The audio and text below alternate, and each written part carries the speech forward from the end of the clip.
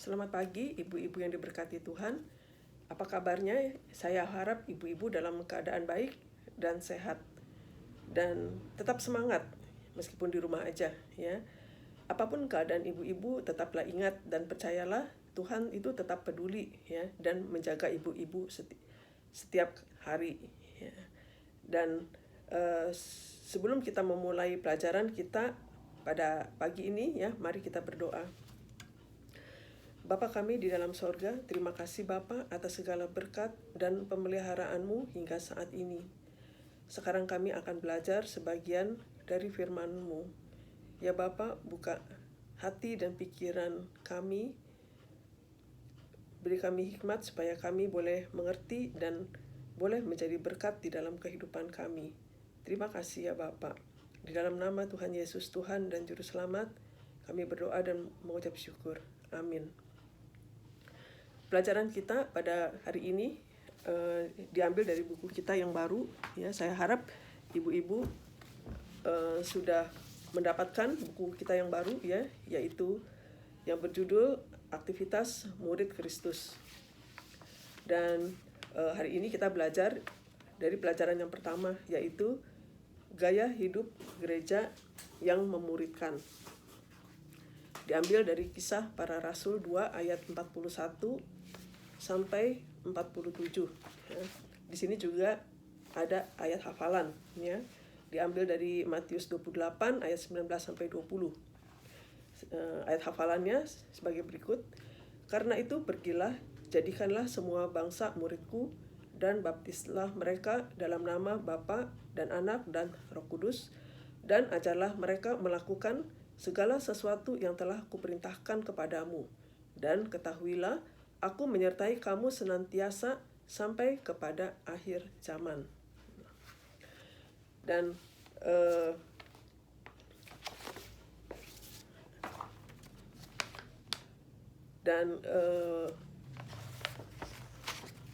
pasal yang untuk pelajaran kita, Kisah Para Rasul 2 ayat 41 sampai dengan 47 ya. Saya bacakan untuk ibu-ibu. Cara hidup jemaat yang pertama. Orang-orang yang menerima perkataannya itu memberi diri dibaptis, dan pada hari itu jumlah mereka bertambah kira-kira 3.000 jiwa. Mereka bertekun dalam pengajaran rasul-rasul dan dalam persekutuan, dan mereka selalu berkumpul untuk memecahkan roti dan berdoa. Maka ketakutanlah mereka semua, sedang rasul-rasul itu mengadakan banyak mujizat dan tanda.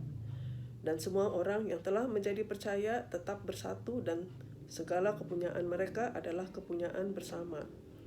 Dan selalu ada dari antara mereka yang menjual harta miliknya, lalu membagi-bagikannya kepada semua orang sesuai dengan keperluan masing-masing. Dengan bertekun dan dengan sehati mereka berkumpul tiap-tiap hari dalam bait Allah. Mereka memecahkan roti di rumah masing-masing secara bergilir dan makan bersama-sama dengan gembira dan dengan tulus hati sambil memuji Allah, dan mereka disukai semua orang. Dan tiap-tiap hari Tuhan menambah jumlah mereka dengan orang yang diselamatkan. Nah, ya, itu jemaat ya yang mula-mula ya. Sebelum kita baca yang tadi ini ya, bacaan dari Kisah Para Rasul 2 ayat 41 sampai 47 ya. Ini sebelumnya ya, kita lihat ada khotbah Petrus ya. Jadi orang-orang itu ya menjadi percaya ya, mereka bertobat ya setelah mereka mendengarkan khotbah Petrus ya. Jadi khotbah Petrus itu adalah khotbah yang sangat luar biasa ya. Petrus khotbah ya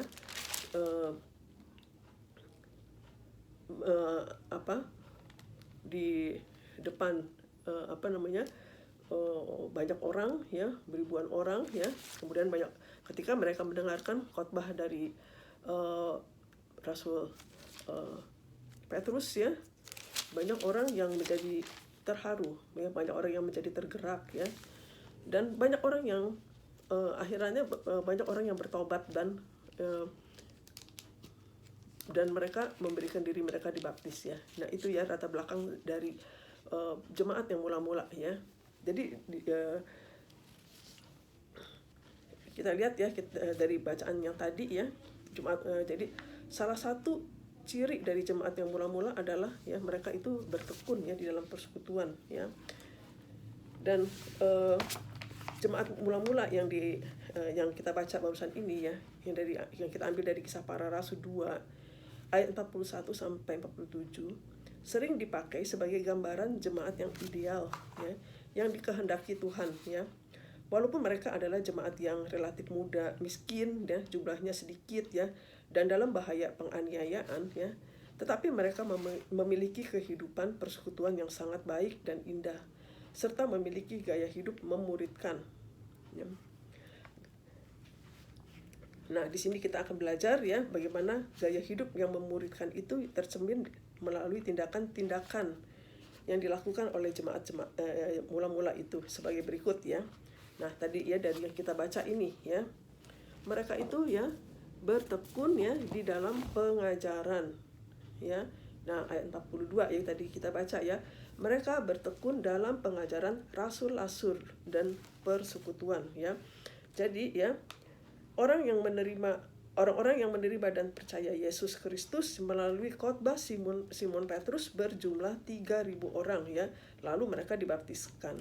Dan setelah itu ya, apa yang mereka lakukan ya? Mereka bertekun dalam pengajaran rasul-rasul dan dalam persekutuan, dan mereka selalu berkumpul untuk memecah roti dan berdoa ya. Nah, jadi gaya hidup yang pertama mereka adalah bertekun dalam pengajaran ya. Artinya mereka mampu bertahan, berpegang teguh, melekat dan terus mendekat dengan apa yang diajarkan oleh para rasul-rasul itu ya. Orang-orang percaya itu berkomitmen ya dan memegang teguh pengajaran rasul-rasul yang adalah saksi pengajaran Tuhan Yesus, karena mereka mendengar, melihat dan hidup bersama-sama dengan Kristus ya. Para rasul mengajar tentang kehidupan, kematian dan kebangkitan Tuhan Yesus serta maknanya bagi keselamatan manusia ya. Belajar firman Tuhan dengan tekun merupakan ciri dan tujuan jemaat mula-mula dan juga gereja masa kini ya.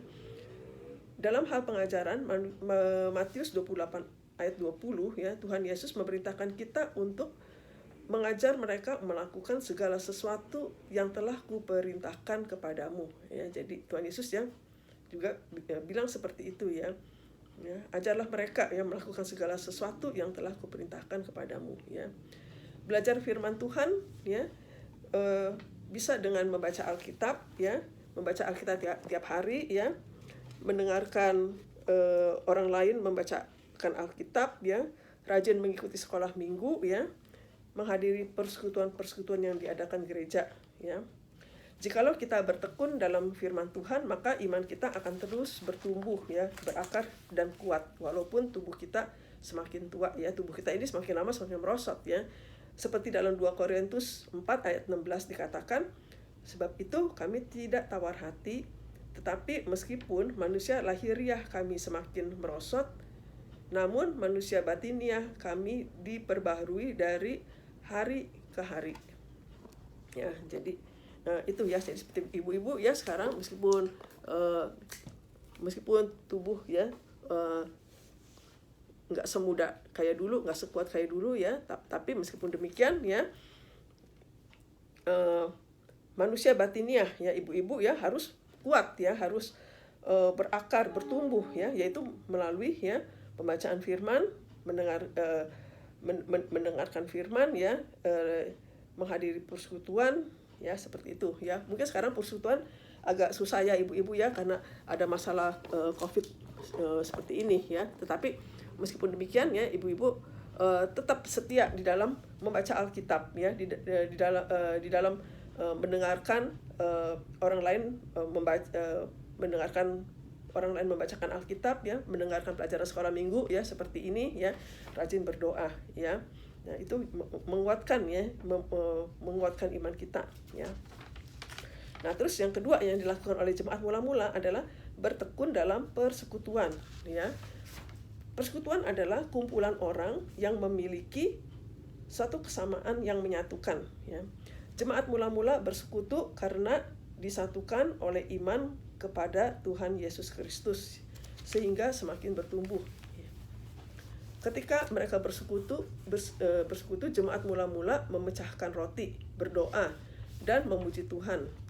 Tindakan memecahkan roti menjadi beberapa bagian ini dapat berarti dua, ya, yaitu komitmen pada perjamuan Tuhan dan berbagi makanan di rumah anggota gereja. Berdoa merupakan komunikasi dengan Tuhan, ya. Sedangkan memuji adalah cara untuk mengungkapkan penghargaan kepada Tuhan, ya.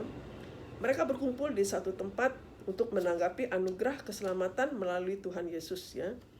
Jadi sungguh indah, ya, pertemuan-pertemuan ibadah seperti itu, ya. Sehingga dalam Ibrani 10 ayat 25 ditegaskan bahwa janganlah kita menjauhkan diri dari pertemuan-pertemuan dan ibadah kita, ya. Marilah kita untuk semakin setia di dalam persekutuan dengan orang-orang percaya dan tidak meninggalkan pertemuan-pertemuan ibadah kita, ya, agar kita dapat menikmati dan mengalami berkat-berkat yang indah dari persekutuan tersebut. Karena melalui persekutuan biasanya kita mendengarkan firman Tuhan, ya, kita mendengarkan kesaksian dari orang-orang, ya, sehingga itu semua, ya, memberikan kekuatan, ya, iman di dalam kehidupan kita. Nah, terus yang ketiga, ya, apa yang dilakukan oleh jemaat mula-mula, ya, bersatu dan peduli pada sesama. Jemaat mula-mula mempunyai hubungan erat satu dengan yang lain, ya, karena segala kepunyaannya adalah kepunyaan bersama. Mereka menjual miliknya dan membagikan milik kepunyaan mereka satu sama lain menurut keperluan masing-masing tiap-tiap hari. Orang-orang saling percaya, saling peduli satu sama yang lain, ya, dengan cara yang praktis, yaitu berbagi harta benda, ya. Jemaat mula-mula berusaha menjaga keutuhan dan kesatuan dalam persekutuan mereka, meskipun berpotensi juga memunculkan masalah dan kesulitan, ya. Namun mereka tetap setia dan bersandar pada Tuhan, ya. Oleh karena itu gereja masa kini juga harus memperhatikan hubungan persekutuan antara anggotanya supaya tercipta suasana yang hangat dan saling yang peduli satu dengan yang lain, ya. Kalau kita hadir dalam gereja, ya, bukan hanya untuk mendapatkan sesuatu, ya, bagi diri kita, tetapi juga supaya kita menjadi berkat bagi orang lain, ya. Dengan demikian kasih Tuhan dinyatakan dalam kehidupan bersama dan sukacita melimpah sehingga gereja bertumbuh, ya. Nah, terus yang keempat adalah, ya, gereja mula-mula, ya, senantiasa bersatu dan saling mengasihi, ya.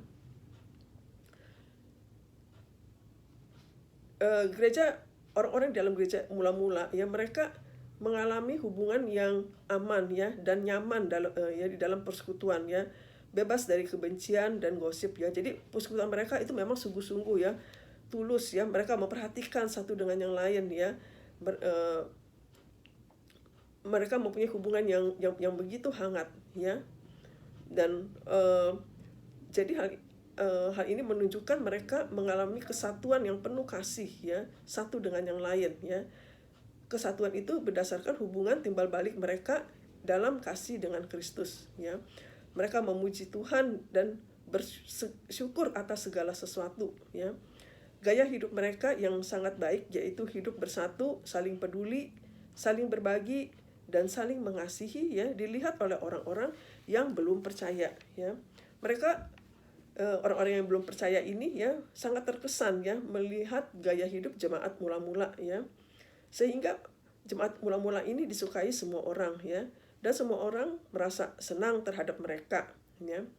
Kebaikan hati mereka dan keindahan hubungan yang nyaman, ya, menimbulkan rasa suka dari orang-orang bukan Kristen, ya, sehingga mereka tertarik untuk mengikut Tuhan Yesus, ya, dan menjadi orang yang percaya, ya. Tuhan menambah jumlah mereka dari hari ke hari dengan orang-orang yang diselamatkan. Gaya hidup mereka telah menjadi pemberitaan bagi Injil dan memimpin orang kepada keselamatan hanya melalui Tuhan Yesus. Nah, jadi, ya, itu yang kita pelajari dari jemaat yang mula-mula dan ya, itu yang harus kita contoh, ya. Dan akhirnya kesimpulan, ya, Gereja yang sehat dan disukai semua orang adalah yang di dalamnya ada pengajaran dan didikan yang murni, ya. Ada persekutuan yang indah, ya, seperti layaknya keluarga, ya. Ada kepedulian dan penerimaan yang tulus, serta ada doa dan penyembahan. Gereja yang melaksanakan hal itu membuahkan kualitas karakter yang luar biasa, yaitu rasa persatuan, rasa kekeluargaan, rasa saling peduli, serta karakter jemaat yang semakin dewasa. Buah dari kualitas karakter tersebut adalah pertumbuhan jumlah yang sangat banyak, ya, yang sangat signifikan, ya, tiap hari, ya.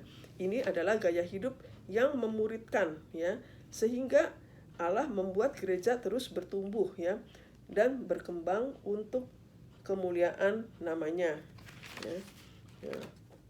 Jadi ya seperti itu. Jadi gereja mula-mula ini, ya, mereka bersekutu, ya, berbagi, ya, satu sama yang lain, ya, seperti ibarat seperti kayak keluarga, ya.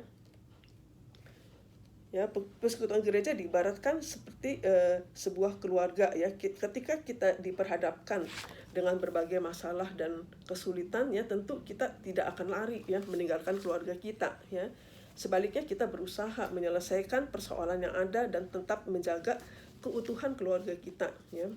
Demikian pula dalam kehidupan persekutuan di dalam gereja, ya, pasti ada masalah dan kesulitan yang terjadi, ya. Namun melalui masalah dan kesulitan yang kita hadapi, kalau kita tetap setia dan bergantung pada Tuhan, maka iman kita akan semakin bertumbuh, ya. Ini adalah gereja yang sehat, ya, yang mementingkan, ya, persekutuan, ya, mementingkan rasa kekeluargaan, ya, penuh kasih satu dengan yang lain, ya, ya, dan mempunyai hubungan persekutuan relasi yang sangat baik, ya, dengan antara para anggotanya. Nah, jenis kita juga belajar di sini, ya, jadi jemaat yang mula-mula ini, ya, dan yang harus menjadi contoh, ya, untuk juga gereja masa kini, ya, untuk kita, ya, sebagai jemaatnya, ya. Dan gereja yang sejati di sini adalah, ya, kita lihat dari jemaat yang mula-mula itu adalah gereja yang bertobat, ya. Gereja mula-mula itu adalah hasil pertobatan, ya, dari orang-orang, ya, ketika mereka mendengarkan khotbah dari Rasul Petrus, ya. Nah, terus, ya, dari gereja yang lahir dan bertumbuh dalam firman, ya. Dan, ya, tadi kita udah lihat, ya, mereka itu mereka bertekun, ya, di dalam pengajaran, ya. Mereka belajar, ya, firman Tuhan, ya. Terus juga, ya, gereja yang berdoa, ya. Gereja mula-mula ini tekun, ya, di dalam doa, ya, di dalam persekutuan, ya, dalam pengajaran rasul-rasul, ya. Kemudian, ya, gereja mula-mula, ya, menjadi gereja yang bersaksi dan memberitakan Injil, ya. Nah, yaitu, ya, yang kita pelajari dari gereja yang mula-mula, ya. Kiranya apa yang kita pelajari ini, ya, boleh menjadi berkat di dalam kehidupan kita untuk bersekutu, ya, untuk berjemaat di dalam gereja kita, ya. Meskipun sekarang ini kita dalam situasi sulit, ya, bagi kita, ya, untuk bersekutu, ya, secara fisik, ya, satu dengan yang lain karena adanya virus COVID ini. Tetapi, ya, janganlah hal ini membuat kita menjadi kecil hati, membuat kita menjadi kendor, ya. Saya harap ibu-ibu tetap setia, ya, di dalam membaca firman Tuhan, di dalam berdoa, ya, karena berdoa adalah berkomunikasi dengan Tuhan, ya. Kita berdoa itu kita mengeluarkan segala unek-unek kita, segala masalah, kegelisahan kita dengan Tuhan, ya. Dan kita membaca firman Tuhan adalah Tuhan itu berbicara kepada kita, ya. Dan jika ibu bisa bersekutu, ya, melalui online, ya, itu akan lebih baik, ya. Dan saya percaya, ya, dengan itu semua, ya,